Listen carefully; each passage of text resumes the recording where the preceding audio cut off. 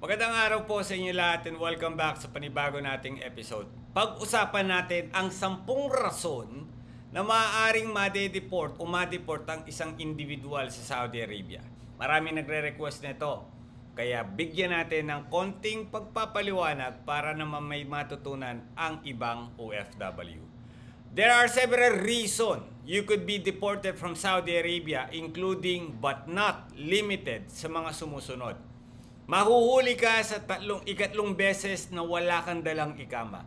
Pero normal na dito sa Saudi Arabia na ang dala-dala ng mga individual is yung ikama digital galing sa kanilang Absher application sa inyong mga mobile na. So pinapayagan na yan ng Saudi Arabia. Pero mas maganda kung dala-dala mo mismo.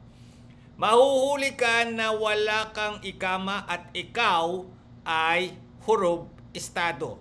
So kung ikaw ay takas, nahuli ka, deported ka talaga. Overstaying after ikama or visa expiration. For example, ang tinutukoy na visa dito ay yung mga taong may exit visa na pero hindi pa umuwi ng Pilipinas.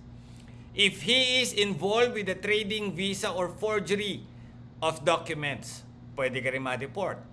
Merong mga pagkakautang na hindi pa nase-settle sa mga kumpanya or bangko. Unpaid credit cards, pwede rin kayong ma-deport. Any criminal record such as robbery, theft, embezzlement, and etc., pwede rin kayong ma-deport. At syempre, yung pinakamabigat, magkaroon ng sakit na nakakahawa kagaya ng HIV, AIDS, HEPA, lalo na kung isa kang expatriate, nako po, tsugi ka na agad dyan. Ang pamimigay ng document at hindi pagsusumite ng mga tamang impormasyon kagaya ng degree o pamimigay ng inyong diploma ay maaari ka rin ma-deport dyan. Immoral activities such as prostitution, adultery, soliciting sex, kapalit ng pera, pwede ka rin ma-deport. Manufacturing at pagbebenta ng alak ay isa sa mga pwedeng rason na ma-deport ka sa Saudi Arabia. Huwag mo nang sabihin hindi naman totoo to dahil napakarami nating kababayan na may ganitong kaso. Saudi deportation rules naman tayo.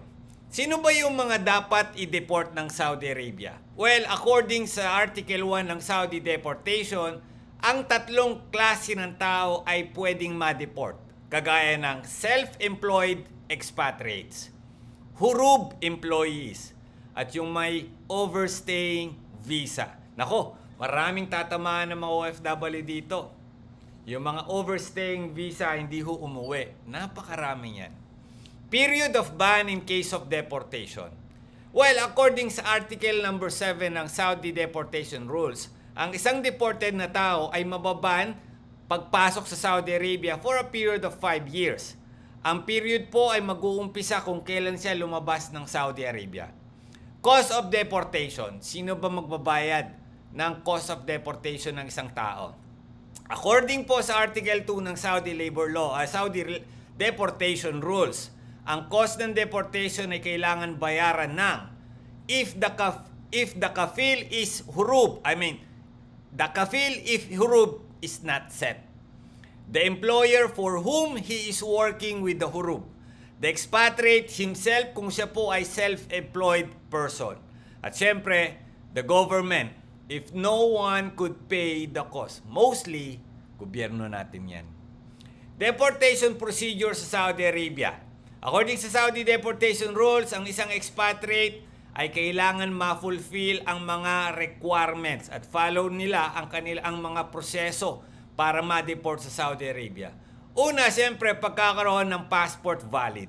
Pero kung alimbawa matagal ka ng takas at wala kang passport, ang ginagawa ng ating gobyerno, binibigyan ng travel document.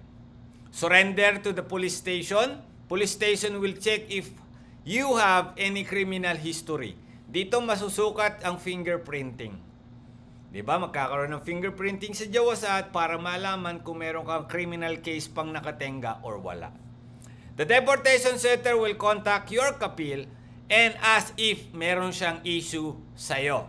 Upon the clearance ng kapil, sasabihin ng deportation kung kailan ka makakauwi. Pero syempre, kailangan magbayad ng ticket at umuwi sa bansang Pilipinas. Pero, paano naman kapag may mga criminal cases?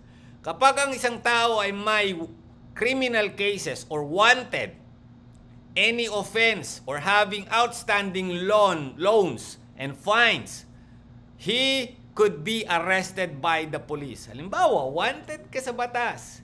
Mahuli ka, arestado ka dyan. Yung may mga pagkakautang na mabibigat yan. The Saudi court will hear your case and decide the punishment. Maghihiring pa kayo niyan. So mananatili ka pa sa kulungan.